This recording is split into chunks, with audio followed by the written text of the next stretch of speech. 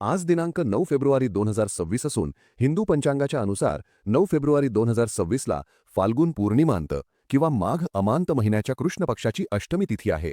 ज्योतिषीय दृष्टीने अष्टमी तिथी 31:30 पर्यंत राहील आणि त्यानंतर पुढील दिवशी नवमी तिथी राहील. तर मित्रांनो, चला आजच्या महत्त्वपूर्ण 30 ठळक बातम्या पाहूया.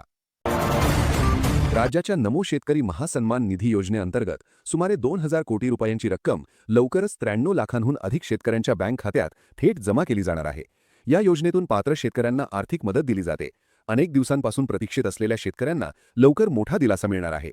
खात्यात रक्कम जमा झाली का याची तपासणी शेतकऱ्यांनी करावी.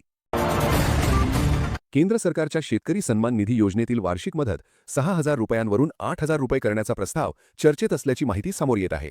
जर हा निर्णय झाला तर देशातील कोट्यावधी शेतकऱ्यांना थेट आर्थिक फायदा होणार आहे.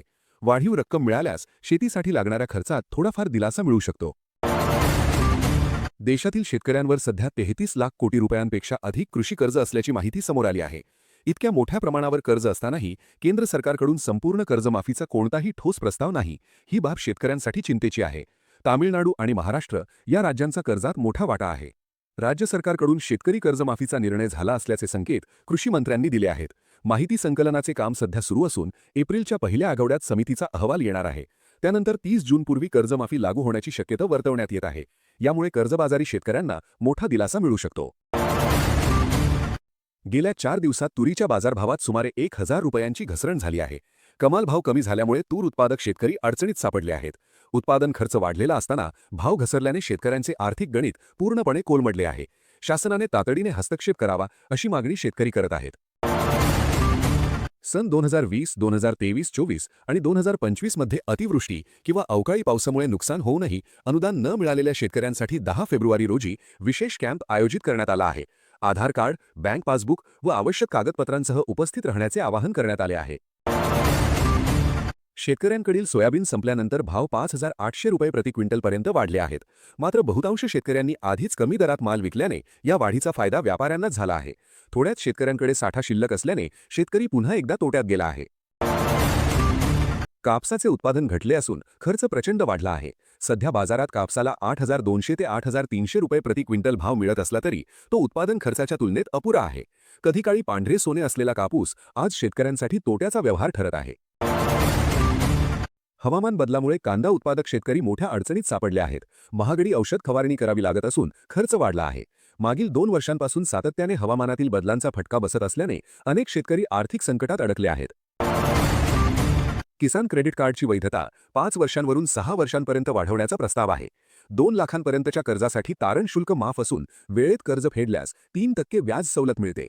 शेतकऱ्यांनी या योजनेचा लाभ घेण्यासाठी लवकरात लवकर केसीसी काढावे असे आवाहन करण्यात आले आहे. राज्याचे कृषी मंत्री दत्तात्रय भरणे यांनी शेतकरी कर्जमाफीबाबत एक वक्तव्य केले.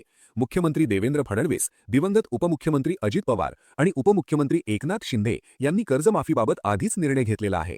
आगामी अर्थसंकल्पात कर्जमाफीबाबत तरतूद होऊ शकते. आमचं सरकार दिलेला शब्द नक्की पाळेल आणि 30 जूनपूर्वी शेतकऱ्यांना कर्जमाफी देण्याचा निर्णय होईल असे कृषीमंत्री दत्तात्रय भरणे म्हणाले. लाडक्या बहिणींसाठी आनंदाची बातमी आहे. जानेवारी संपला आणि आता फेब्रुवारीचा पहिला आठवडा संपला, परंतु अजूनही महिलांच्या खात्यात पैसे जमा झाले नाहीत. त्यामुळे महिलांचे टेन्शन वाढले आहे.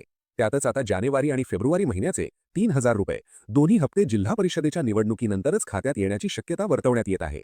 कधीही महिलांच्या खात्यात पैसे येऊ शकतात.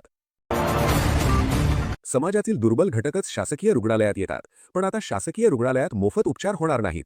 रुग्णाला रुग्णालयात दाखल केल्यापासून तपासणी, उपचार, शस्त्रक्रिया यांसाठी पैसे मोजावे लागणार आहेत.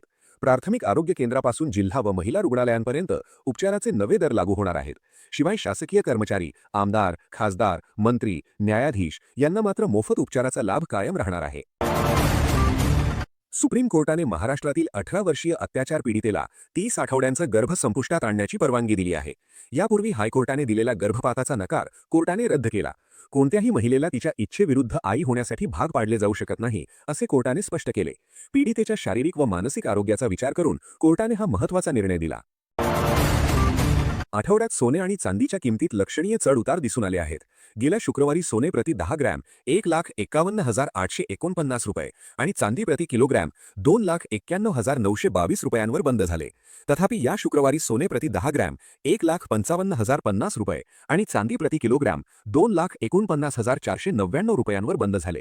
याचा अर्थ चांदीच्या किमतीत 42,423 रुपयांची लक्षणीय घट झाली आणि सोन्याच्या किमती 4,061 रुपयांनी वाढल्या.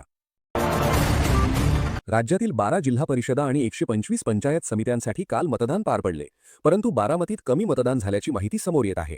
बारामतीमध्ये जिल्हा परिषद निवडणुकीसाठी अवघे 55% मतदान झाले आहे, तर पुणे जिल्ह्यात सरासरी 69% मतदान झाल्याची माहिती जिल्हा प्रशासनाने दिली आहे. पुणे जिल्ह्यातील वेल्हे या ठिकाणी सर्वाधिक 79% मतदान झाले आहे. 2019 पूर्वीच्या सर्व वाहनांना HSRP नंबर प्लेट बसवणे अनिवार्य करण्यात आले आहे. याची अंतिम मुदतही संपली आहे. आता ज्या लोकांनी नंबर प्लेट बसवली नाही त्यांना दंड भरावा लागणार आहे. HSRP नंबर प्लेट न बसवल्यास तुम्हाला 1000 रुपयांचा दंड भरावा लागणार आहे. यानंतर दुसऱ्या वेळी ही रक्कम तिप्पट, पाचपट होऊ शकते. त्यामुळे नंबर प्लेट बदलून घ्यावी असं सांगितलं आहे. लवकरच ही कारवाई सुरू होऊ शकते.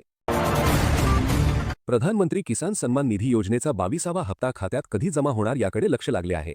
त्यातच आता रिपोर्ट्सनुसार हा हप्ता होळीपूर्वी म्हणजेच मार्चच्या पहिल्या आठवड्यात शेतकऱ्यांच्या खात्यात जमा होऊ शकतो. म्हणजे शेतकऱ्यांच्या खात्यात 2000 रुपये जमा होणार आहेत. दरम्यान हा हप्ता मिळवण्यासाठी KYC करणे गरजेचे आहे.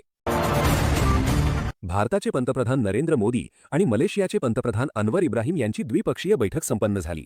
बैठकीदरम्यान दोन्ही देशांमध्ये सामंजस्य करारांसह 11 महत्त्वाच्या कागदपत्रांची देवाणघेवाण झाली.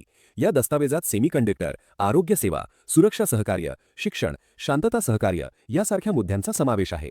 तसेच PM मोदींनी घोषणा केली की भारताची UPI प्रणाली लवकरच मलेशियामध्ये सुरू केली जाईल. महाराष्ट्र ST कर्मचारी काँग्रेसने आंदोलनाचा इशारा दिला आहे.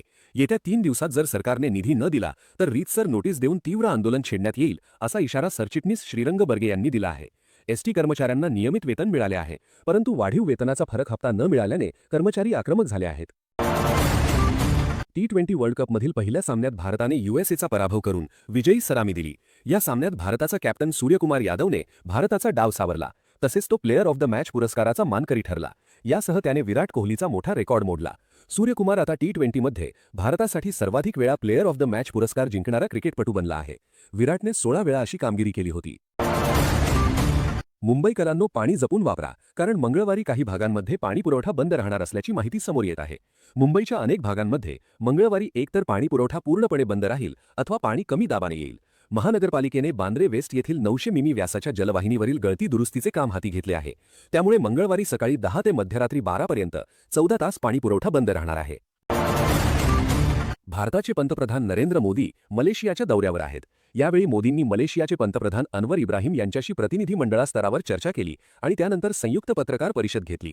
दोन्ही देशांमधील वाढत्या संबंधांना पाठिंबा देण्यासाठी भारत मलेशियामध्ये एक नवीन वाणिज्य वाहतूक दाब घोळणार आहे, असे मोदी म्हणाले. राज्य परीक्षा परिषदेच्या वतीने 2026-27 या शैक्षणिक वर्षातील पहिली TET परीक्षा जून अखेरीस किंवा जुलैमध्ये होईल, तर दुसरी नोव्हेंबरमध्ये होईल व तिसरी परीक्षा जून 2027ला होईल. सर्वोच्च न्यायालयाच्या आदेशानुसार 31 ऑगस्ट 2027 पर्यंत 1 ते 8 वर्गांच्या शिक्षकांना TET उत्तीर्ण होण्यासाठी वेळ दिलेला असून शिक्षकांनी दिलेल्या वेळेत TET उत्तीर्ण होणे बंधनकारक आहे. अन्यथा अपयशी ठरल्यास सक्तीची निवृत्ती होईल. ओला उबेरला टक्कर देण्यासाठी आता महाराष्ट्र सरकार छावा राईड हे ॲप आणण्याच्या तयारीत आले आहे. हे ॲप कॅब सेवा पुरवणार आहे. याचे काम अंतिम टप्प्यात आले आहे. या छावा राईडमधून सरकारला उत्पन्नाचा नवा स्रोत उपलब्ध होईल. तर दुसरीकडे रॅपिडो, उबेरसारख्या खासगी कंपन्यांच्या मक्तेदारीला हे ॲप आव्हान देईल. प्रवाशांना परवडणारी कॅब सेवा पुरवण्याचा सरकारचा मानस आहे, असे परिवहन विभागाने म्हटले आहे. बिग बॉस मराठी 6च्या घरातून दिव्या शिंदेची एक्झिट झाल्यानंतर शोमध्ये आणखी एक मोठा ट्विस्ट येतोय. कारण ड्रामा क्वीन राखी सावंत घरात येणार अशी चर्चा सोशल मीडियावर पसरली. राखी सावंत बिग बॉसच्या घरात वाईल्ड कार्ड स्पर्धक म्हणून नाही, तर पाहुणी कलाकार म्हणून येणार आहे. ती 15 दिवस तरी घरात राहणार असून तिच्या एंट्रीने घरात आणखी ड्रामा होणार असल्याची चर्चा आहे. त्यामुळे प्रेक्षकांची उत्सुकता वाढली. सैराटमधील बाळ्याची भूमिका साकारणारा अभिनेता तानाजीने त्याच्या आर्थिक फसवणुकीबद्दल सांगितले. सैराटनंतर अनेक सिनेमातून पैसे मिळाले, पण त्या पैशाचे काय करावे हे कळत नव्हते. काही मित्र व्यवसायाच्या नावाखाली पैसे घेऊन नंतर गायब झाले. त्यातून मला हे शिकायला मिळाले की लॉंग टर्म रिलेशन टिकवायचं असेल तर पैशाचा व्यवहार कमी ठेवून फसवणूक होणार नाही याची काळजी घ्यावी, असे तो म्हणाला.